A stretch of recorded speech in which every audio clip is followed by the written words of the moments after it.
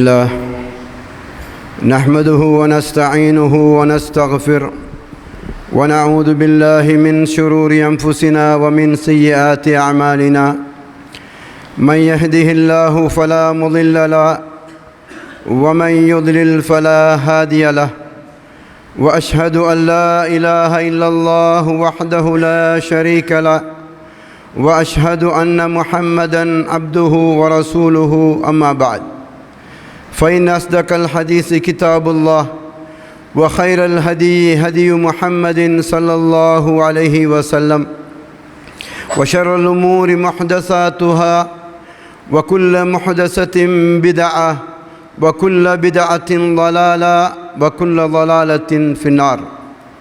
اللهم صل على محمد وعلى آل محمد كما صليت على إبراهيم وعلى آل إبراهيم إنك حميد مجيد.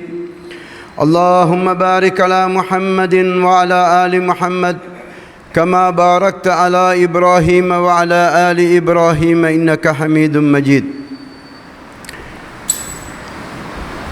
சர்வ புகழும் இப்பிரபஞ்சத்தை படைத்து பரிபாலனம் செய்து கொண்டிருக்கக்கூடிய எல்லாம் வல்ல ரஹ்மான் அல்லாஹ் சுப்ஹானஹு வ தஆலாவுக்கே உரித்தாகும். ஸலவாத்தும் சலாமும் சத்திய தூதர் கண்மணி நாயகம் ஸல்லல்லாஹு அலைஹி வஸல்லம் அன்னவர்கள் மீதும் அவர்களது மார்க்கத்தை தூய்மையோடு அடியெடுத்து நடந்த அருமை சஹாபாக்கள், தாபிஈன்கள், தாபிஈன்கள், இன்னும் மறுமை நாள் வரையில் அவர்கள் கொண்டு வந்த மார்க்கத்தை தூய்மையோடு அடியொற்றி நடக்கக்கூடிய அனைத்து நல்லடியார்கள் மீதும் என்றென்றும் நின்று நிலவட்டுமாக. கண்ணியத்திற்குரிய அல்லாஹுவின் நல்லடியார்களே, அல்லாஹுடைய கட்டளையை ஏற்று அவனுடைய இல்லமாகிய மஸ்ஜிதுகளுக்கு நேர காலத்தோடு வருகை தந்து ஜும்ஆவுடைய கடமையை நிறைவேற்றுவதற்காக குழுமியிருக்கக்கூடிய இஸ்லாமிய சகோதரர்களே, அல்லாஹ் சுப்ஹானஹு வ தஆலா ஏவியவற்றை எடுத்தும் அவன் தடுத்தவைகளை தவிர்ந்து நடந்து கொள்ளுமாறு முதலில் எனக்கும் அப்பால் உங்களுக்கும் நான் தக்வாவை கொண்டும் உபதேசம் செய்தவனாக இந்த ஜும்ஆ உரையை ஆரம்பம் செய்கிறேன். கண்ணியத்திற்குரிய ஈமானிய உறவுகளே, அல்லாஹுவின் நல்லடியார்களே, எங்களுடைய வாழ்வில் அல்லாஹ் தந்திருக்கின்ற மிகப்பெரிய ஒரு அருட்கொடையாக இஸ்லாம் என்று சொல்லக்கூடிய ஒரு மார்க்கத்தை அல்லாஹ் எங்களுக்கு வழங்கியிருக்கிறான். உலகத்தில் வாழுகின்ற கோடான கோடி மக்களில் அநேகமானவர்கள் வழிகேட்டிலே சென்று கொண்டிருக்கக்கூடிய சூழ்நிலையில் இஸ்லாம் என்று சொல்லக்கூடிய ஒரு மார்க்கம் எங்களுக்கு கிடைத்திருக்கின்றது என்றால் அது அல்லாஹுடைய மிகப்பெரிய கருணையும் அவனுடைய கிருபையும் என்பதை நாம் முதலில் நினைத்து அல்லாஹ்வுக்கு நன்றி சொல்ல கடமைப்பட்டிருக்கிறோம்.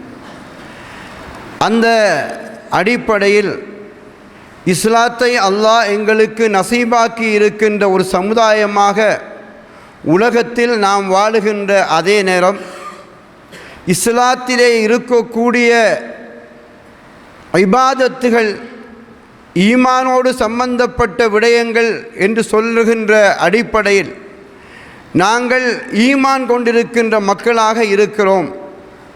இபாதத்துகள் செய்வதற்கு பணிக்கப்பட்ட கடமையாக்கப்பட்டவர்களாகவும் இருக்கிறோம். எனவே இந்த இபாதத்துகளை செய்கின்ற நாம் இந்த இபாதத்துகள் விடயத்திலே இஸ்லாம் அதனுடைய வரையறைகளை எந்த அளவுக்கு எங்களுக்கு கற்பித்து தந்திருக்கிறது, இந்த இபாதத் என்று சொல்லக்கூடிய வணக்க வழிபாடுகளை நாங்கள் எவ்வாறு செய்ய வேண்டும் இஸ்லாம் பணித்திருக்கிறது என்ற விடயத்திலே அநேகமானவர்கள் தெளிவில்லாதவர்களாக இந்த மார்க்கத்தின் வரையறைகளுக்கு அப்பால் சென்று வணக்க வழிபாடுகளை செய்கின்றவர்களாக நாங்கள் பார்க்க முடிகிறது. அல்லாஹ் எங்களுக்கு இஸ்லாத்தை தந்திருக்கின்ற அருட்கொடையான இந்த நிலையில் அந்த இஸ்லாத்தின் இபாதத்துகளை குர்ஆன் சுன்னாவின் ஒளியில் நாங்கள் செய்கின்ற போதுதான் எங்களுக்கு அது நாளை மறுமையில் வெற்றி பாதையிலே எங்களை இட்டுச் செல்லும் என்பதற்கான அடிப்படைகளையும் நாங்கள் புரிந்து கொள்வது எங்கள் மீது கடமையாக இருக்கிறது. இந்த அடிப்படையில் தான் வணக்க வழிபாடுகளில் சுன்னாவின் முக்கியத்துவம் என்ற ஒரு தலைப்பில் ஒரு முக்கியமான ஒரு சில கருத்துக்களை உங்களோடு நான் பகிர்ந்து கொள்ளலாம் என்று நினைக்கிறேன். அதற்காகத்தான் இந்த தலைப்பையும் நான் எடுத்திருக்கிறேன். நாங்கள் குர்ஆன் சுன்னாவை பின்பற்ற வேண்டும் என்ற அல்லாஹ்வுடைய தூதருடைய மார்க்கத்தின் தூய்மையை விளங்கி இருக்கிறோம். எனவே இந்த இபாதத்துகளை செய்கின்ற போது நீங்கள் நினைத்தது போன்று அல்லது உலமாக்கள் நினைத்தது போன்று இபாதத்துகளை வடிவமைத்து கொள்ள முடியுமா?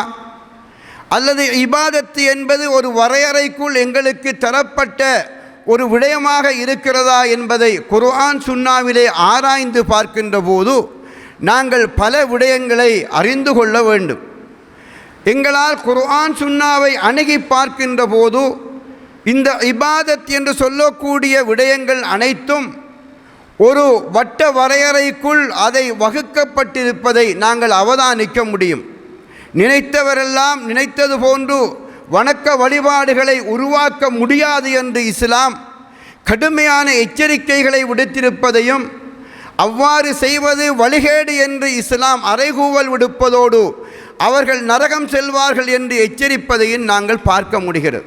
அன்புக்குரியவர்களே, நாங்கள் முதலிலே குர்ஆன் சுன்னா என்று சொல்லக்கூடிய நாங்கள் மார்க்கம் என்பது அல்லாஹ்வுடைய வேதத்திலிருந்தும் அவனுடைய தூதரின் போதனைகளிலே இருந்தும் தான் பெறப்பட வேண்டும் என்று விளங்கி இருக்கின்ற நாங்கள் சுன்னா என்றால் என்ன, அல் குர்ஆன் என்பதை நாங்கள் விளங்கி இருக்கிறோம். அல்லாஹ்வுடைய தூதர் ஸல்லல்லாஹு அலைஹி வஸல்லம் அவர்களுக்கு இறக்கியள்ளப்பட்ட இறுதி வேதம் அல் குர்ஆன். கிட்டத்தட்ட 6666 வசனங்களை கொண்ட எங்கள் கையிலே இருக்கின்ற இந்த வேதம்தான் அல் குர்ஆன். இதை அல்லாஹு தஆலா ரசூலுல்லாவுக்கு அன்னாரின் 40வது வயதிலே இருந்து 63வது வயது வரை 23 ஆண்டு காலம் வஹி மூலம் சன்னமாக தேவைக்கு ஏற்ப மனித சமுதாயத்திற்கு வழிகாட்ட இந்த குர்ஆனை இறக்கி வைத்தான். இதுதான் எங்களுடைய மூலாதாரம். இதிலிருந்து தான் நாங்கள் தீன் என்றால் என்ன, இஸ்லாம் என்றால் என்ன, இஸ்லாமிய மார்க்கத்தின் சட்டதிட்டங்கள் என்ன, வழிகாட்டுதல்கள் என்ன என்பதை நாங்கள் பார்த்து பின்பற்றுவதற்கு நாங்கள் பணிக்கப்பட்டிருக்கிறோம், கட்டளையிடப்பட்டிருக்கிறோம். இது குர்ஆன். சுன்னா என்றால் என்ன, சுன்னா என்பது எங்கே இருந்து பெறப்படும், சுன்னாவின் வரையறைகள் என்ன என்பதை நான் பார்க்கின்ற போது நீங்களும் நானும் அறிந்த ஒரு விடயம்தான் அல்லாஹ்வுடைய தூதரின் சொல், அவர்களின் செயல், அவர்கள் அங்கீகரித்தவை அனைத்தும் சுன்னா என்ற வட்டத்திற்குள் வரும். அல்லாஹ்வுடைய தூதர் ஒன்றை சொல்லுகிறார்கள், கட்டளையிடுகிறார்கள் என்றால் அது சுன்னா. அல்லாஹ்வுடைய தூதர் ஒரு விடயத்தை செய்து காட்டுகிறார்கள் என்றால் அது சுன்னா. மூன்றாவது, ஒரு விடயத்தை பிறர் ஒருவர் செய்கின்ற போது அதை ரசூலுல்லாஹ் அங்கீகரித்து கொள்ளுகிறார்கள் என்றால் அதுவும் சுன்னா. எனவே அன்புக்குரிய சகோதரர்களே, சுன்னா என்பது என்ன என்பதை நாங்கள் தெளிவாக விளங்கி கொண்டால்தான் எங்களுடைய வணக்க வழிபாடுகளில் இந்த சுன்னாவின் முக்கியத்துவம் என்ன என்பதை நாங்கள் புரிந்து கொள்ள முடியும். எனவே இந்த வணக்க வழிபாடுகள் என்பதை நாங்கள் சுன்னாவின் அடிப்படையில் செய்ய வேண்டும் என்று முதலிலே நாங்கள் புரிந்து கொள்ள வேண்டும். இதில் 2 வகையான விடயங்களை நாங்கள் தெளிவு கொள்ள வேண்டி இருக்கிறது. ஒன்று, ஒரு இபாதத், ஒரு வணக்க வழிபாடு மார்க்கத்தின் அடிப்படையில் எங்களுக்கு முன்வைக்கப்படுகின்ற போது அல்லது நாங்கள் பிறருக்கு அதை சொல்லுகின்ற போது, இதை செய்தால் உங்களுக்கு நன்மை, இதை செய்தால் உங்களுக்கு சுவர்க்கம் கிடைக்கும், இதை செய்தால் உங்களுடைய பாவம் மன்னிக்கப்படும் என்று ஒரு விடயத்தை நாம் பிறருக்கு சொல்லுகிறோம் அல்லது பிறர் எமக்கு சொல்லித் தருகிறார்கள் என்றால் இதற்கான ஆதாரம் அல் குர்ஆனிலே இருக்க வேண்டும். அதுதான் வேதத்தின் மூலாதாரம். 2வது மூலாதாரம் ரசூலுல்லாஹ்வுடைய வழிகாட்டுதலில் அது இருக்க வேண்டும். இந்த 2லும் அது இல்லை என்றால் அது இபாதத்து அல்ல, அது மார்க்கம் அல்ல, அது இஸ்லாத்திலே உள்ளது அல்ல என்பதை முதலில் நாங்கள் தெளிவாக புரிந்து கொள்ள வேண்டும். அல்லாஹ்வுடைய தூதருடைய சொல்லிலே இல்லை, செயலிலே இல்லை, அதற்கு அங்கீகாரமும் இல்லை என்ற ஆதாரம் எங்கள் கையிலே இல்லை என்றால் அது இபாதத்து இல்லை. இரண்டாவது என்னவென்றால், ஒரு இபாதத்து இருக்கிறது, அதை எப்படி செய்ய வேண்டும் என்பதற்கான ரசூலுல்லாஹ்வுடைய வழிகாட்டுதல் இல்லாமல் அதை நாங்கள் செய்வோமாக இருந்தால் அதுவும் இபாதத்து என்ற வட்டத்திலே இருந்து வெளியே சென்றுவிடும். எனவே இந்த இரண்டு அடிப்படைகளில் முதல் நன்றாக நாங்கள் விளங்கிக் கொள்ள வேண்டும். இந்த பள்ளிக்கு வருகின்றவர்களிலே சில வேளைகள் தொழுகைகளை நாங்கள் பார்க்கின்ற போது குர்ஆன் சுன்னாதான் மார்க்கம் என்று விளங்கியிருந்தாலும் அல்லாஹ்வுடைய தூதர் தொழச் சொன்ன தொழுகை முறையிலே அவர்களிடத்திலே சரியான தெளிவு இருக்கிறதா என்றால் அவருடைய ருக்கூகள் சுஜூதுகளை பார்க்கின்ற போது, இஅ்திதாலை பார்க்கின்ற போது, நடுஇருப்பை பார்க்கின்ற போது அவர்களுடைய செயல்பாடுகள் சுன்னாவுக்கு முரணாக இருப்பதை பார்க்கிறோம். எனவே குர்ஆன் சுன்னா என்று சொல்லக்கூடிய நாம் இந்த தவறை விடலாமா என்றால் இது இருக்கக்கூடாது. ஏனென்றால் அல்லாஹ்வுடைய தூதர் சொல்லுகிறார்கள், சல்லு கமா ரஅய்துமூனி உஸல்லி, நீங்கள் என்னை எவ்வாறு தொழக் கண்டீர்களோ அவ்வாறு தொழுங்கள் என்று அல்லாஹ்வுடைய தூதரிடத்திலே தொழுகையை கற்றுக்கொள்வதற்கு பிற ஊர்களிலே இருந்து வந்த சஹாபாக்களுக்கு ரசூலுல்லாஹ் தொழுகையை கற்றுக் கொடுத்து விட்டு மஸ்ஜிது நபவிக்குள்ளே வைத்தவர்களுக்கு தொழுகை என்றால் என்னவென்று படித்து கொடுத்து விட்டு இறுதியாக செல்லுகின்ற போது சொல்லுகிறார்கள், சல்லு கமா ரஅய்துமூனி உஸல்லி, என்னை நீங்கள் எவ்வாறு தொழக் கண்டீர்களோ அவ்வாறு தான் நீங்கள் தொழ வேண்டும் என்று ரசூலுல்லாஹ் பணிக்கிறார்கள். அந்த சஹாபாக்கள் சொன்ன செய்திகளை பார்க்கின்ற போது ரசூலுல்லாஹ் எப்படி ருக்கூ செய்தார்கள், எங்கே கைகளை தூக்கினார்கள், எங்கே கைகளை வைத்தார்கள், எப்படி தக்பீர் சொன்னார்கள், எந்த சந்தர்ப்பத்தில் தக்பீர் சொன்னார்கள், எப்படி ருக்கூ செய்தார்கள், அப்போது அவருடைய முதுகு எப்படி இருந்தது, எப்படி சுஜூது செய்தார்கள், எப்படி அவர்கள் இருந்தார்கள், காலை எப்படி வைத்தார்கள், கையை எப்படி வைத்தார்கள், இப்படி அந்த சஹாபாக்கள் ரசூலுல்லாஹ்விடத்திலே பார்த்ததை அப்படியே சொன்ன செய்திகள் அச்சொட்டாக ஹதீஸ்களிலே வந்திருக்கிறது. ஆனால் எங்களுடைய தொழுகையில் அந்த வரையறைகள், அந்த வழிமுறைகள் பேணப்படவில்லை என்றால் எங்களுடைய தொழுகையை கேள்விக்குறியாகிவிடும். எங்களிடத்தில் இருக்கின்ற மிக முக்கியமான ஒரு இபாதத் கலிமாவுக்கு பிறகு தொழுகை தான். அந்த தொழுகையிலும் எங்களிடத்தில் சுன்னா பேணப்படவில்லை என்றால் அதுவும் நாளை மறுமையில் கேள்விக்குறியாகிவிட்டால், தூதரின் வழிமுறை அதிலே இல்லை என்றால் எங்களுடைய தொழுகைகள் நாளை மறுமையில் முகத்திலே கந்தல் துணிகளாக வீசி எறியப்படும் என்றால் எங்கள் நிலை என்ன என்பதை நாங்கள் புரிந்து கொள்ள வேண்டும். அதனால்தான் இந்த தலைப்பு எடுக்கப்பட்டது. அன்புக்குரிய சகோதரர்களே, அல்லாஹ் சுப்ஹானஹு வ தஆலா இந்த இபாதத்துகள் விடயத்திலே எங்களுக்கு நபிகளாரை கொண்டு இந்த விடயங்களை திட்டத் தெளிவாக கற்றுத்தந்திருக்கிறார். ரசூலுல்லாவை பார்த்து அல்லாஹ் சொல்லுகிறான், லித்துபையின லின்னாஸ், நபியே நீங்கள் இந்த மார்க்கத்தை மக்களுக்கு தெளிவாக கற்றுக் கொடுக்க நீங்கள் அனுப்பப்பட்டிருக்கிறீர்கள். எனவே ரசூலுல்லாவுடைய வழிகாட்டிலே இருந்துதான் நாங்கள் இபாதத்துகள் எப்படி செய்ய வேண்டும் என்பதை கற்றுக்கொள்ள வேண்டும் என்ற ஒரு அடிப்படையை முதலில் நாம் புரிந்து கொள்ள வேண்டும். இதற்கு பல ஆதாரங்களை இன்ஷா அல்லாஹ் நேரம் இருக்கின்ற அளவுக்கு நாங்கள் பார்க்க இருக்கிறோம். அல்லாஹ்வின் தூதர் அவர்களை பற்றி அல் குர்ஆன் சொல்லுகின்ற போது 59வது அத்தியாயத்தின் 7வது வசனத்தில் அல்லாஹ் சொல்லுகிறான், வமா ஆதாக்குமுர் ரசூலு ஃபஹுதுஹு வமா நஹாக்கும் அன்ஹு ஃபந்தஹு, இன்னும் நம்முடைய தூதர் எதனை உங்களுக்கு கொடுத்தாரோ அதை உறுதியாக நீங்கள் பற்றி பிடித்து கொள்ளுங்கள், அவர் எதை விட்டும் உங்களை தடுத்தாரோ அதிலே இருந்து நீங்கள் முழுதாக தவிர்ந்து கொள்ளுங்கள். வமா ஆத்தாக்கும் ரசூல், எங்களுடைய தூதருக்கு உங்களுக்கு மார்க்கத்தை கொண்டு வந்தார் என்னுடைய தூதர், அவர் எதையெல்லாம் செய்யுங்கள் அது கூடும் ஹலால் இது உங்களுக்குரியது என்று தந்தாரோ அதை நீங்கள் வலுவாக பற்றி பிடியுங்கள். வமா நஹாக்கும் அன்ஹு ஃபந்தஹு, எதையெல்லாம் விட்டு அவர் உங்களை தடுத்தாரோ அதை நீங்கள் முழுமையாக தவிர்ந்து கொள்ளுங்கள் என்று அல்லாஹ் சுப்ஹானஹு வ தஆலா ரசூலுல்லாஹ் தான் இந்த மார்க்கத்தை உங்களுக்கு கொண்டு வந்து தந்திருக்கிறார். அவர்தான் உங்களுடைய வழிகாட்டி.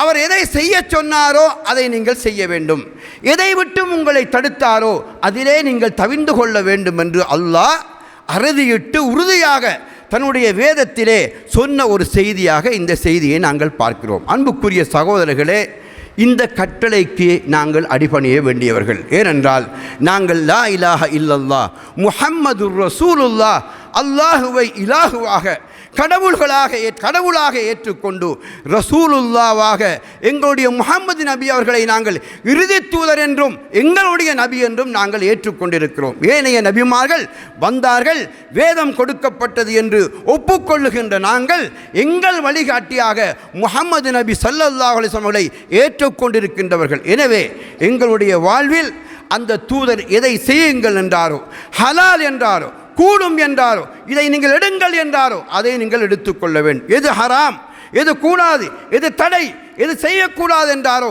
அதை நீங்கள் தவிர்ந்து கொள்ள வேண்டும் என்று அல்லாஹ் நமக்கு தருகின்ற ஒரு முக்கியமான செய்தியாக இந்த செய்தியை நாங்கள் பார்க்கிறோம். அது மட்டுமல்ல, அன்னை ஆயிஷா ரலியல்லாஹு அன்ஹா அவர்கள் அறிவிக்கின்ற ஒரு செய்தி அபூதாவுத் என்ற கிரந்தத்தில் பதிவாகி இருக்கிறது.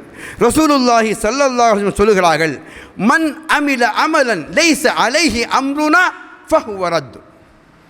ஒருவர் ஒரு செயலை செய்கிறாரோ, ஒரு அமலை செய்கிறாரோ, அதற்கு நம்மிடத்திலே இருந்தும் அனுமதி வழங்கப்படவில்லை என்றால், அதற்குரிய வழிகாட்டல் நம்மிடத்திலே இருந்தும் இல்லை என்றால் ஃபஹுவ ரத்துன், அந்த செயல் நிராகரிக்கப்பட வேண்டும் என்று ரசூலுல்லாஹ் சொன்ன செய்தியாக அதை நாங்கள் பார்க்கிறோம். மன் அமில அமலன், ஒருவர் ஒரு செயலை, ஒரு அமலை செய்கிறாரோ, அவர் செய்கின்ற அந்த செயலுக்கு எங்களுடைய அங்கீகாரம் இல்லை என்றால் அந்த செயல் ரத்து செய்யப்பட வேண்டும். ஃபஹுவ ரத்துன் என்று ரசூலுல்லாஹ் அந்த செயலை நீங்கள் ஏற்கக்கூடாது, செய்யக்கூடாது, அது அமல் இல்லை என்று சொல்லுகிறார்கள் என்றால் நாங்கள் இந்த இடத்திலே சற்று நிதானமாக சிந்திக்க வேண்டும். நாங்கள் இபாதத்து என்று சொல்லி செய்கின்ற எல்லாவற்றிற்கும் அல் குர்ஆன் ஆதாரம் இருக்கிறதா, ரசூலுல்லாவுடைய அங்கீகாரம் இருக்கிறதா என்று பார்ப்பது என் மீது கடமையாக இருக்கிறது. வாப்பா செய்தார், உலமாக்கள் செய்கிறார்கள், ஆதாக்கள் மூதாக்கள் செய்தார்கள், அந்த காலம் தொட்டு செய்து வருகிறோம், முன்னோர்கள் செய்தார்கள், இதுவெல்லாம் ஆதாரம் கிடையாது. ஒரு மூமினை பொறுத்தவரை, ஒரு முஸ்லீமை பொறுத்தவரை அவனுக்கு ஆதாரம் அல்லாஹுடைய வேதம், அல்லாஹுடைய தூதருடைய போதனைகள், சுன்னாக்கள் என்பதை நாங்கள் அடிப்படையாக வலுவாக பற்றி பிடிக்க வேண்டும். அதனால் தான் ரசூலுல்லாஹ் சொன்னார்கள், தரக்து ஃபீக்கும் அம்ரைன் மா தமஸ்ஸக்தும் பிஹிமா லன் ததில்லு கிதாபல்லாஹி வ சுன்னஹ். உங்களிடத்திலே நான் இரண்டை விட்டு செல்கிறேன், அந்த இரண்டையும் வலுவாக நீங்கள் பற்றி பிடிக்கும் காலமெல்லாம் வழி தவற மாட்டீர்கள். அந்த இரண்டும் என்ன தெரியுமா? ஒன்று கிதாப் அல்லாஹ், அல்லாஹுடைய வேதம் குர்ஆன், வ சுன்னதி, என்னுடைய வழிமுறை என்றார்கள் ரசூலுல்லாஹ். எனவே நாங்கள் வழி தவறாமல் இருக்க வேண்டும் என்றால் நாங்கள் இந்த உலகத்திலே ரசூலுல்லாஹ் விட்டு சென்ற அந்த இரண்டை பற்றி பிடிக்க வேண்டும். அந்த இரண்டையும் நாங்கள் பற்றி பிடிக்கவில்லை என்றால் நாங்கள் வழி தவறுவோம் என்பதை ரசூலுல்லாஹ் சொல்லாமல் சொல்லிவிட்டு சென்றிருக்கிறார்கள். அன்புக்குரிய சகோதரர்களே, இந்த ஹதீஸிலிருந்தும் இந்த குர்ஆன் வசனத்திலிருந்தும் நாங்கள் புரிந்து கொள்ள வேண்டிய விடயம் என்னவென்றால், நாங்கள் இஸ்லாத்திலே இருக்கிறோம். இஸ்லாம் என்றால் அல்லாஹுடைய குர்ஆன், அதுதான் இஸ்லாம். அதனுடைய மூலாதாரம் இந்த ஃபுர்கான் என்று சொல்லக்கூடிய வேதம். அந்த வேதத்திலே அல்லாஹ் சொல்லுகிறான், உங்களுடைய வழிகாட்டி என்னுடைய ரசூல் தான் என்று சொல்லுகிறான். எனவே அந்த ரசூலுல்லாவை பின்பற்றுமாறு சொல்லுகிறான். அவர் கொண்டு வந்ததை நீங்கள் எடுக்க வேண்டும், அவர் தடுத்ததை நீங்கள் தவிர்த்து கொள்ள வேண்டும் என்று சொல்லுகிறான்.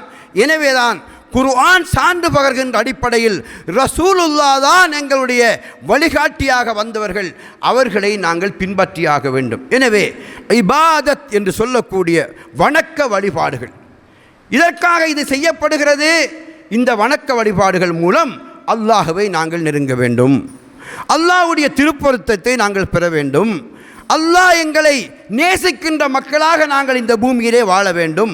மரணிக்கின்ற போது அவன் எங்களை ஏற்றுக்கொள்ளுகின்ற அடியானாக எங்களுடைய ரூஹுகளை அவன் பெற்றுக்கொள்ள வேண்டும். நாளை மறுமையில் அல்லாஹ்வுடைய சன்னிதானத்தில் அவனை சந்திக்கின்ற போது எங்களை கண்டு அல்லாஹ் முகம் திருப்பிக் கொள்ளாமல் எங்களை வரவேற்கின்ற சூழ்நிலையிலே நாங்கள் அல்லாஹ்வை சந்திக்க வேண்டும். அல்லாஹ்வுடைய வெகுமதியான சுவனபதி எங்களுக்கு கிடைக்க வேண்டும். இதற்குத்தானே இபாதத், இதற்காகத்தானே கண்விழிக்கிறோம், இபாதத்தை செய்கிறோம், கால நேரங்களை விரயம் செய்கிறோம், எங்களுடைய தேவைகளை ஒரு பக்கம் வைத்துவிட்டு தொழுகைக்காக இபாதத்துக்காக என்று நேரம் ஒதுக்குகிறோம். இதனால் கிடைக்க வேண்டிய அல்லாஹ்வுடைய திருப்பொருத்தமோ அல்லாஹ்வுடைய வெகுமதியான சுவர்க்கமோ கிடைக்காமல் இந்த செயல்பாடுகள் ரசூலுல்லாஹ்வுடைய வழிமுறையை சார்ந்தது இல்லை என்றால் நாங்கள் பிதஅத்திலே வீழ்ந்து நாளை மறுமையிலே நரகத்தை அடைய வேண்டிய நிலை இருக்கும் என்றால் நாங்கள் எதற்காக இந்த கால நேரங்களை விரயம் செய்தோம் சகோதரர்களே? சிந்திக்கக்கூடாதா? அதனால் தான் இந்த தலைப்பிலே இந்த விடயங்களை நான் பேசுகிறேன். 3வது அத்தியாயம் சூரா ஆல இம்ரானை நீங்கள் புரட்டுங்கள். 31வது வசனத்தை எடுத்து பாருங்கள். அல்லாஹ் சொல்லுகிறான், இன் குன்தும் துஹிப்பூன அல்லாஹ ஃபத்தபிஊனி. நீங்கள் நபியே நீர் கூறுவீராக, நீங்கள் அல்லாஹ்வின் மீது அன்புள்ளவர்களாக இருந்தால், நாங்கள் எல்லோரும் அல்லாஹ்வின் மீது முஹப்பத்து வைத்திருக்கிறோம், அல்லாஹ்வை ஈமான் கொண்டிருக்கிறோம், அல்லாஹ்வை அஞ்சுகிறோம், அல்லாஹ்வின் மீது ஆதரவு வைத்திருக்கிறோம், அல்லாஹ்வின் மீது அளவு கடந்த அன்பு வைத்திருக்கிறோம். நீங்கள் அல்லாஹ்வின் மீது அன்பு கொண்டவர்களாக இருந்தால் ஃபத்தபிஊனி, நபியே நீங்கள் சொல்லுங்கள், என்னை நீங்கள் பின்பற்றுங்கள். அன்புக்குரிய சகோதரர்களே, அவ்வாறு பின்பற்றினால் என்ன நடக்கும்? யுஹ்பிபுக்குமுல்லாஹ் வயக்ஃபிர் லக்கும் துனூபக்கும் வல்லாஹு கஃபூருர் ரஹீம். அவ்வாறு நீங்கள் அல்லாஹ்வின் மீது அன்பு கொண்ட மக்களாக இருந்து அல்லாஹ்வுடைய தூதரை நீங்கள் பின்பற்றி இந்த பூமியிலே வாழ்ந்தால் அல்லாஹ் உங்களை அன்பு கொள்ளுவான். யுஹ்பிபுக்குமுல்லாஹ், உங்கள் மீது அல்லாஹ் இரக்கம் காட்டுவான், உங்கள் மீது அல்லாஹ் அன்பு வைப்பான். வயக்ஃபிர் லக்கும், உங்களது பாவங்களை உங்களுக்காக உங்களுடைய அல்லாஹ் மன்னிப்பான், உங்களுடைய தவறுகளை பொருட்படுத்த மாட்டான்.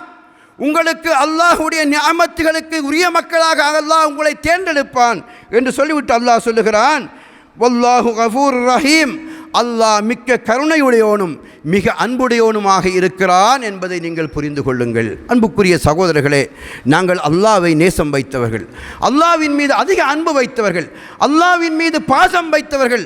அல்லாஹ் தான் என்னை படைத்தான், எந்த குறையும் இல்லாமல் என்னை ஆக்கினான், அந்த ரஹ்மானுடைய அருள் இல்லாமல் நான் இல்லை, அந்த ரஹ்மானின் அருள் இல்லாமல் இந்த வாழ்க்கை இல்லை, அவன் தந்த ரஹ்மத்தை அருட்கொடையை நான் அனுபவித்துக் கொண்டு இந்த பூமியில் வாழ வைத்தானே அந்த ரஹ்மான், அவனை நான் என்னுடைய உளமாற நேசிக்கிறேன். உலகத்தில் எல்லாவற்றையும் விட அல்லாஹ்வும் ரசூலும் தான் என்னுடைய அன்புக்குரியவர்கள் என்று ஒரு மூமின் நினைக்கின்ற போது அல்லாஹ் எங்களுக்கு சொல்லுகிற அடுத்த செய்தி, அல்லாஹ்வின் மீது அன்பு வைத்திருக்கிறீர்களா? என்னுடைய தூதரை நீங்கள் பின்பற்றுங்கள்.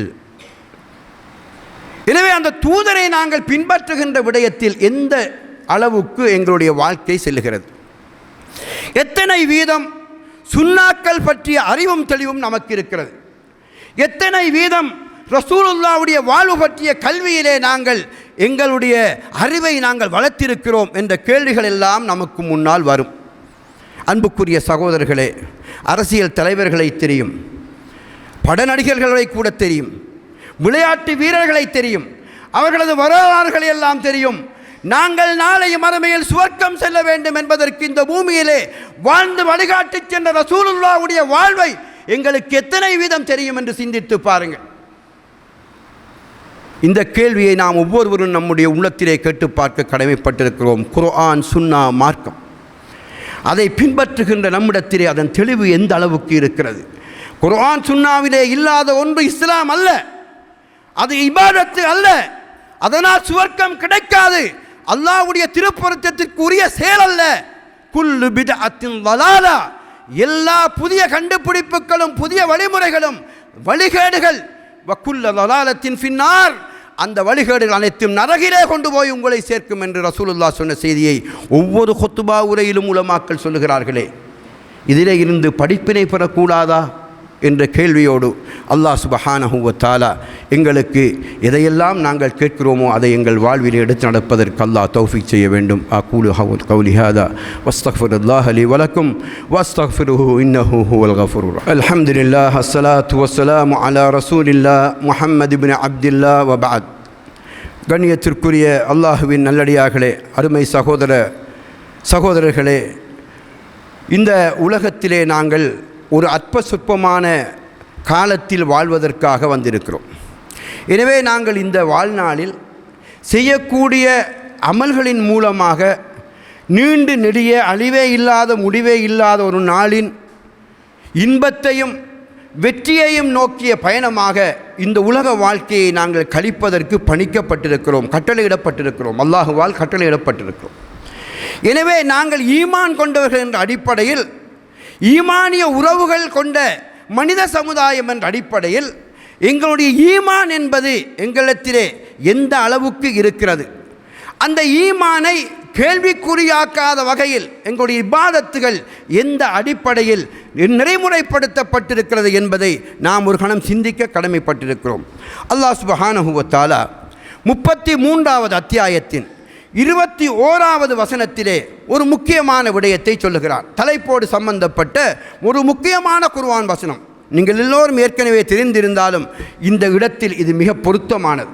அல்லாஹு தஆலா கூறுகிறான், லக்கது கான லக்கும் ஃபீ ரசூலில்லாஹி உஸ்வத்துன் ஹஸனா.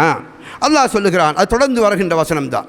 அதிலே அல்லாஹ் சொல்லுகிறான், உங்களிலே அல்லாஹுவையும் மறுமை நாளையும் ஆதரவு வைத்தவர்களாக, அல்லாஹுவை அதிகம் நினைவு கூறுவோராக இருக்கின்றார்களே அவர்களுக்கு லக்கது கான லக்கும் ஃபீ ரசூலில்லாஹி உஸ்வத்துன் ஹஸனா, என்னுடைய தூதரிலே, அல்லாஹ்வுடைய தூதரிலே உங்களுக்கு அழகிய முன்மாதிரி இருக்கிறது.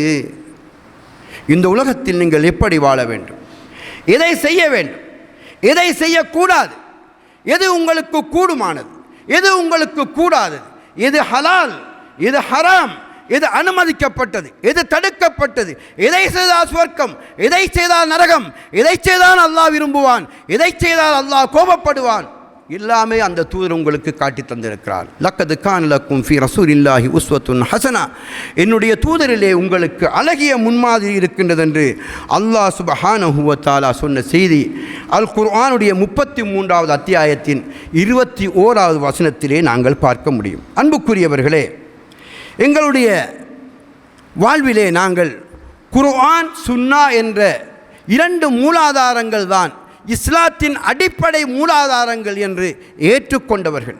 அந்த அடிப்படையில் அல்லாஹ்வுடைய தூதர் எங்களுக்கு சொல்லுகின்ற இன்னும் ஒரு கட்டளை, அதுவும் அன்னை ஆயிஷா ரலியல்லாஹு அன்ஹா சொல்லுகிறார்கள், இது புகாரியிலே பதிவாகி இருக்கிறது. அல்லாஹ்வுடைய தூதர் கூறினார்கள், மன் அஹ்தஸ ஃபீ அம்ரினா ஹாதா மா லைஸ மின்ஹு ஃபஹுவ ரத்துன். அல்லாஹ்வுடைய தூதர் சொல்லுகிறார்கள், நம்முடைய மார்க்கத்தில் நான் சொல்லித்தராத, நன்றாக புரிந்து கொள்ளுங்கள், நம்முடைய மார்க்கம் ரசூலுல்லாஹ் கொண்டு வந்த மார்க்கம், அதற்கு இந்த உலகத்திலே வழிகாட்டு ரசூலுல்லாஹ் தான். அந்த ரசூலுல்லாஹ் சொல்லுகிறார்கள், நம்முடைய மார்க்கத்தில் நான் கற்பிக்காத ஒன்றை, நான் வழிகாட்டி தராத ஒன்றை, ஒரு வணக்கத்தை யாராவது செய்வார்களானால் ஃபஹுவ ரத்துன், அது மறுக்கப்பட வேண்டும்.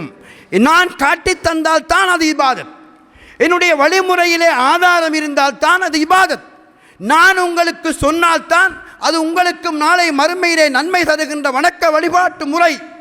அந்த ஆதாரம் அதற்கு இல்லை என்றால், என்னுடைய அங்கீகாரம் அதற்கு இல்லை என்றால், நான் அதற்கு வழிகாட்டவில்லை என்றால் ஃபஹுவ ரத்துன், அது ரத்து செய்யப்பட வேண்டும் என்று ரசூலுல்லாஹ் சொன்ன செய்தி புகாரியிலே இடம்பெற்றிருக்கிறது. அன்புக்குரிய சகோதரனை, இப்படி ஆதாரங்களாக அடுக்கிக் கொண்டே செல்லலாம், ஆதாரங்களை அடுக்கிக் கொண்டே செல்லலாம்.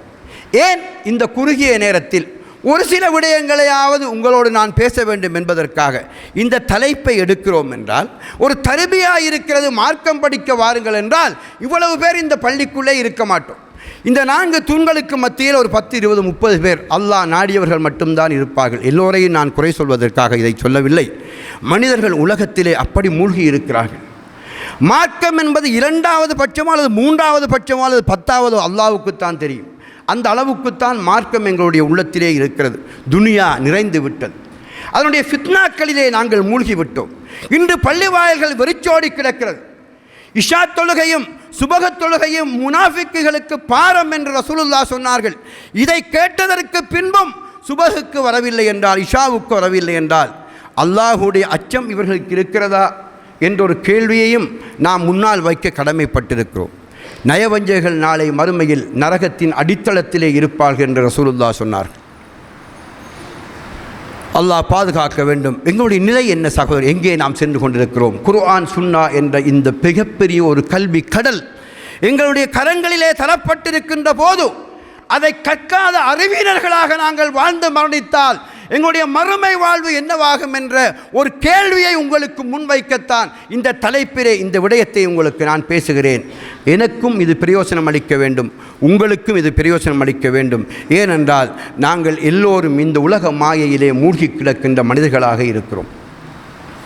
எங்களுக்கு பயன் தரக்கூடிய கல்விகளின் பிரயோசனம் விளங்கவில்லை.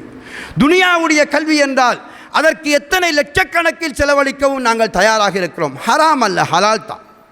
ஆனால் மார்க்க கல்விக்கு நாங்கள் கொடுக்கின்ற முக்கியத்துவம் என்ன என்ற ஒரு கேள்வி எங்களுக்கு முன்னால் வைக்கப்பட்டால் நாங்கள் அதிலே எந்த அளவுக்கு தெளிவோடு இருக்கிறோம். இந்த உலக கல்வி என்பது உலகத்தின் தேவைக்காக எங்களுக்கு அது தேவைதான், அதை நான் இல்லை என்று சொல்லவில்லை. ஆனால் மறுமையை நாங்கள் மறக்கலாமா? மறுமையை நாங்கள் இழக்கலாமா?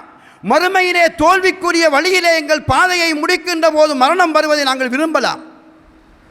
அன்புக்குரிய சகோதரர்களே, அல்லாஹ் சுப்ஹானஹு வ தஆலா எங்களுக்கு இந்த மார்க்கத்தை தந்ததே மிகப்பெரிய அருட்கொடை. லா இலாஹ இல்லல்லாஹ் முஹம்மதுர் ரசூலுல்லாஹ் என்ற கலிமாவை மொழியக்கூடிய மக்களாக, ஏகத்துவத்தை சொல்லக்கூடிய மக்களாக, இறுதி தூதரை ஏற்றுக்கொண்டவன் நான் என்று சொல்லுகின்ற பாக்கியம் தந்தானே, அது உலகத்திலே இருக்கின்ற எல்லா செல்வங்களையும் விட அல்லாஹ் எங்களுக்கு தந்த மிகப்பெரிய ரஹ்மத். ஆனால் அந்த வார்த்தை வெறும் வார்த்தை அல்ல, அது ஒரு வாழ்க்கை. தீன் என்பது வாழ்க்கை நெறி. அல் குர்ஆன் தான் அதன் வழிகாட்டி, ரசூலுல்லாஹ் தான் அதன் முன்மாதிரி. இந்த இரண்டும் தெளிவில்லாமல் வாழ்ந்துவிட்டு மரணித்து விட்டால் எங்களுடைய வாழ்க்கை என்ன சகோதரர்களை சிந்தித்து பாருங்கள். இன்று சமூகத்திலே இபாதத் என்ற பெயரில் அநேகமான விடயங்கள் நடக்கிறது. பணங்கள் செலவழித்து அதை செய்கிறார்கள். இஸ்லாம் அதை செய்வதை தடுத்திருந்தும் கூட, ஹராம் என்று சொல்லியிருந்தும் கூட, நபி வழியிலே அதை இல்லை என்று தெரிந்து கொண்டும் சமூகம் என்ன சொல்லுமோ என்பதற்காக செய்யக்கூடிய சில மனிதர்களை நாங்கள் பார்க்கிறோம். அதிலே வேதனை என்னவென்றால், குர்ஆன் சுன்னா என்று கதைக்கக்கூடியவர்களும் அப்படிப்பட்ட இடங்களிலே சம்பந்தப்படுவதுதான் மிகப்பெரிய மோசமான செயல்பாடாக பார்க்கப்படுகிறது. அல்லாஹ் எம்மை பாதுகாக்க வேண்டும். உலகம் நம்மை ஏமாற்றிவிடும். அன்புக்குரியவர்களே, நான் இறுதியாக ஒரு முக்கியமான விடயத்தை சொல்ல வேண்டும். ஏற்கனவே நான் அதற்கான ஹதீஸை சொல்லிவிட்டேன். இந்த பள்ளிவாயலுக்குள்ளே வரக்கூடிய சகோதரர்களுக்கு குர்ஆன் சுன்னா ஒளியில் இபாதத்துகள் எப்படி இருக்க வேண்டும் என்று கற்றுக்கொள்வதற்கான ஒரு களம் இருக்கிறது.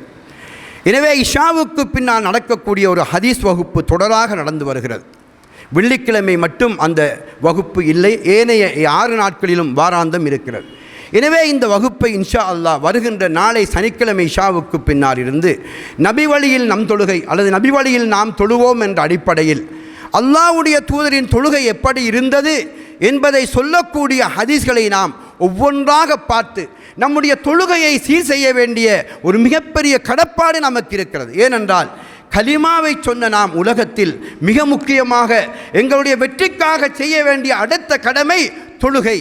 அந்த தொழுகையை கூட ரசூலுல்லாஹ்வுடைய சுன்னாவுக்கு மாற்றமாக நாங்கள் செய்துவிட்டு மரணித்து விட்டோமாக இருந்தால் அல்லாஹ்விடத்திலே அந்த தொழுகை அங்கீகரிக்கப்படாமல் போகலாம். அல்லாஹ் பாதுகாக்க வேண்டும். அன்புக்குரியவர்களே, உதாரணத்திற்கு ஒரு விடயத்தை சொல்லி இந்த ஹுத்பா உரையை நான் முடிக்கலாம் நினைக்கிறேன். இந்த மார்க்கத்திலே ரசூலுல்லாஹ்வுடைய அங்கீகாரம் இல்லாத எந்த ஒரு செயலும் இபாதத் என்று அல்லாஹ் நாளை மறுமையில் அதை ஏற்றுக்கொள்ள மாட்டான். உதாரணத்திற்கு நமக்கு காசை பற்றி எல்லோருக்கும் தெரியும். பணத்தை பற்றி தெரியாதவர்கள் நம்மிலே யாரும் இருக்க முடியாது. அதற்காகத்தானே வாழ்கிறோம். உலகமே அதிலே தான் உழல்கிறது. அதற்காகத்தானே பள்ளிக்கு வராமலும் ஓடுகிறோம்.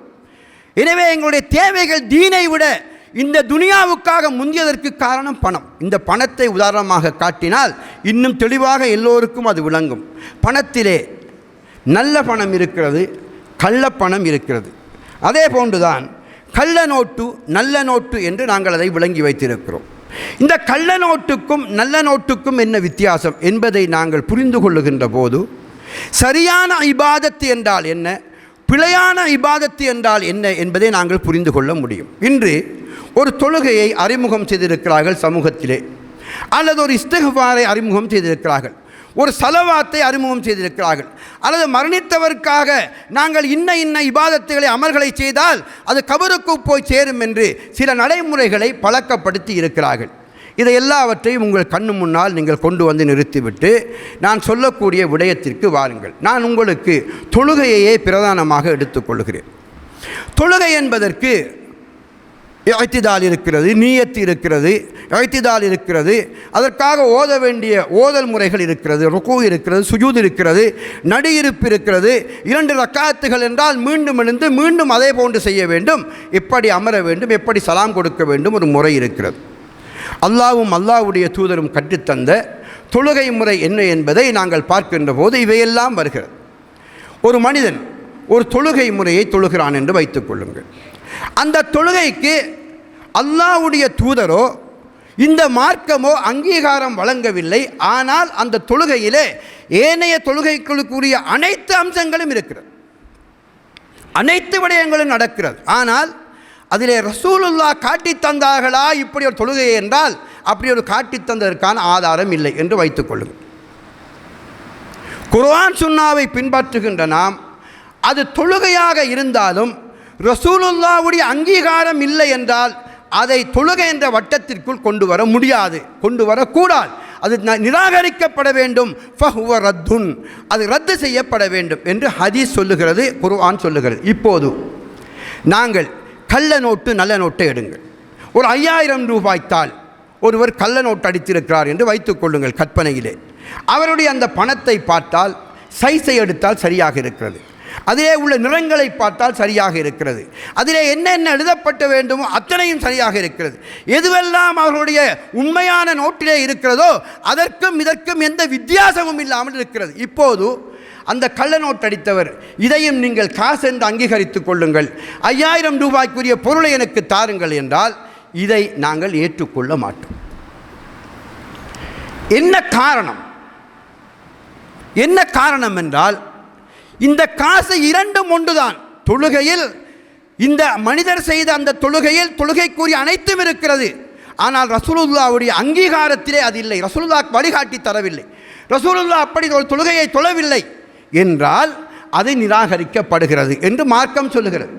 இப்போது 5000 ரூபாய் காசுக்கு வாருங்கள். ஒருவர் அந்த காசை முறைப்படி செய்திருக்கிறார். ஆனால் நானோ நீங்களோ அந்த பணத்தை 5000 ரூபாய் பெறுமதியுள்ள நல்ல நோட்டுக்கு நிகராக அந்த கள்ள நோட்டை நாங்கள் அங்கீகரிப்பதில்லை. ஆனால் அவர் வாதிடுகிறார், அதே மாதிரி தானே இருக்குது, அந்த கலர் தானே, அதே பேப்பர் தானே, அதே எழுத்துத்தானே, அதற்கும் இதற்கும் என்னப்பா வித்தியாசம் என்றெல்லாம் கேட்டாலும் நாங்கள் அந்த பணத்தை அங்கீகரிக்க மாட்டோம். ஏன்? அதற்கு அரசாங்கத்தின் அங்கீகாரம் இல்லை. நல்ல நோட்டுக்கு அரசு அங்கீகாரம் இருக்கிறது, கள்ள நோட்டுக்கு அரசு அங்கீகாரம் இல்லை. எனவே அது பெருமதியற்றது. ரசூலுல்லாஹ் காட்டித்தராத, அவருடைய அங்கீகாரம் இல்லாத எந்த ஒரு அமல் கிடையாது, எந்த ஒரு அமலும் நன்மை தராது. அதனால் தான் ஒவ்வொரு ஹுத்பா உரையிலும் ரசூலுல்லாஹ் சொன்னார்கள், அஹ்சனுல் கலாமி கலாமுல்லாஹ், வார்த்தைகளில் சிறந்தது அல்லாஹ்வுடைய வார்த்தை. வஹ்சனல் ஹதி ஹதியு முஹம்மதின் ஸல்லல்லாஹு அலைஹி வஸல்லம், வழிகாட்டல்களில் மிகச்சிறந்த வழிகாட்டல் ரசூலுல்லாஹ்வுடைய வழிமுறைதான், அந்த வழிகாட்டல் தான். சொல்லிவிட்டு சொன்னார்கள், இந்த இரண்டிலும் இல்லாத சில விடயங்கள் உங்களுக்குள்ளே வந்தால் அது நீங்கள் புதிதாக தோற்றுவித்த நூன அனுஷ்டான முறைகள். அந்த முறைகள் அனைத்தும் பித்ஆக்கள், நீங்களாக கண்டுபிடித்தவைகள். குல்லு பித்ஆத்தின் தலாலா, அந்த கண்டுபிடித்த அனைத்தும் வழிகேடுகள், என்னுடைய ரசூல் கற்றுத்தராதவைகள். குல்லு தலாலத்தின் ஃபின்னார், அந்த அனைத்தின் மூலமாக நரகம் நீங்கள் சென்றடைவீர்கள், அல்லது அனைத்தும் நரகை சென்றடையும் என்று ரசூலுல்லாஹ் எச்சரித்தார்கள். என்றால் ஏன்? அல்லாஹ்வுடைய தூதரின் அங்கீகாரம் இல்லாத எந்த ஒரு செயலும், அது தொழுகையாக இருக்கலாம், இஸ்திக்ஃபாராக இருக்கலாம், நோன்பாக இருக்கலாம், இதர எந்த வழக்க வழிபாடாக இருக்கலாம், முதலில் நீங்கள் கேட்க வேண்டிய கேள்வி, குர்ஆன் சுன்னாவிலே சஹீஹான ஆதாரங்களை எனக்கு நீங்கள் முன்வையுங்கள். இருந்தால் எடுங்கள், இல்லை என்றால் நிராகரியுங்கள். ஃபஹுவ ரத்துன், அது இபாதத்து அல்ல, நீங்கள் நிராகரித்து விடுங்கள், ஏற்றுக்கொள்ளாதீர்கள். எந்த பெரிய உலமா சொன்னாலும் சரி, வானத்திலே தலைப்படுகிறது, காலில் நீளத்திலே படுகிறது, பெரும் ஒரு படைப்பு வருகிறார், நாங்கள் ஆதாரத்தை பெரும் மனிதர் என்று நாங்கள் பார்க்க மாட்டோம், கேட்கிறோம். சொல்வதற்கு ஆதாரம் குர்ஆன் சுன்னாவிலே இருக்கிறதா? பெரிய மனிதர் பெரியார் வந்தார், அந்த பெரியார், எந்த பெரியார் வந்தாலும் சரி, சொல்லுகின்ற வார்த்தைக்கு மார்க்கம் என்று ஒன்றை சொல்லுகிறாயா? அதற்கு ஆதாரம் குர்ஆன் சுன்னாவிலே இருக்கிறதா என்று கேட்காமல் நாம் ஒன்றை பின்பற்றினால் நாளை மறுமையிலே அல்லாஹ்விடத்திலே அதற்கு நாம் பதில் சொல்ல வேண்டும். யார் உனக்கு வழிகாட்டினார்? ஏன் இதை பின்பற்றினாய்? இதற்கு சுவர்க்கம் கிடைக்கும், நன்மை கிடைக்கும் என்று உனக்கு யார் உறுதிமொழி சொன்னது? ஒவ்வொரு செயலாக நான் சுட்டிக்காட்டி உங்களுக்கு விளக்கப்படுத்த முடியும், ஒரு ஹுத்பா உரை நேரம் தராது. ஆனால் நடக்கின்ற பித்ஆக்கள் உங்களுக்கு தெரியும். சமூகத்திலே அல்ஹம்துலில்லாஹ் இந்த பள்ளி வாயில்கள் தோற்றம் பெற்றதற்கு பின்னால், குர்ஆன் சுன்னாவுடைய தாவாவுக்கு பின்னால் நிறைய பிதாத்துகள் இந்த ஊரிலே ஒளிந்திருக்கிறது, ஒழிக்கப்பட்டிருக்கிறது, அல்லாஹ் இல்லாமலாக்கி இருக்கிறான். ஆனால் இன்னும் நம் சமூகத்திலே இது போன்ற மூட நம்பிக்கைகள் இருக்கிறது. அதனால் தான் சொல்லுகிறேன், எந்த ஒன்றையும் உங்கள் மனைவி மக்கள், தாய் தந்தையர்கள் செய்கின்ற போது, சகோதர சகோதரிகள் செய்கின்ற போது அவர்களை நரகத்திற்கு செல்வதற்கு நீங்கள் ஆளாக்கி விடாதீர்கள். நீங்கள் மார்க்கம் தெரிந்தவர்கள், குர்ஆன் சுன்னா என்றால் என்ன என்று தெரிந்தவர்கள், இந்த பள்ளிக்கு வந்து செய்திகளை கேட்டு செல்லுகின்றவர்கள். பல்லிகு அன்னி வலவ் ஆயா, ரசூலுல்லாஹுடைய ஹஜ்ஜத்துல் விதாவிலே கடைசி ஹஜ்ஜிலே சொன்னார்கள், என்னை தொட்டும் ஒரு செய்தி உங்களுக்கு கிடைத்தால் அதை மற்றவர்களுக்கு நீங்கள் எத்தி வைத்து விடுங்கள், இந்த கடமையை நீங்கள் நிறைவேற்றுங்கள். அல்லாஹ் என்னிடத்திலே கேட்பான், உங்களிடத்திலே கேட்பான். நாளை மறுமையில் விசாரணை இருக்கிறது. இந்த ஹுத்பா ஆதாரமாக வரும். அல்லாஹ்வை நான் ஷாஹிதாக வைக்கிறேன். நான் இந்த தவறை செய்தால் அல்லாஹ் என்னை கேட்பான், நீதான் உபதேசம் செய்த, நீ ஏன் இதை செய்தாய் என்று கேட்பான். உபதேசத்தை கேட்டு உங்களிடத்திலும் அந்த கேள்வி இருக்கிறது. அல்லாஹுவை பயந்து கொள்வோம். இத்தகுல்லாஹ், அல்லாஹுவை பயந்து கொள்வோம். இஷாவுக்கு பின்னால் வருகின்ற சனிக்கிழமை நாளையிலே இருந்து இன்ஷா அல்லாஹ் குர்ஆன் சுன்னா ஒளியில் எங்களுடைய தொழுகையை நாங்கள் சீர் செய்வதற்கான ஒரு சந்தர்ப்பத்தை நாங்கள் ஏற்படுத்தி இருக்கிறோம். அதிலே பயனடைவதற்கு வந்து இந்த பள்ளியிலே இஷா தொழுகைக்கு வந்து சேருமாறு உங்களை அன்போடு அழைத்து விடைபெறுகிறேன். வாஹிரு தவானா அனில் ஹம்துலில்லாஹி ரப்பில் ஆலமீன். அகீமிஸ் ஸலாத்.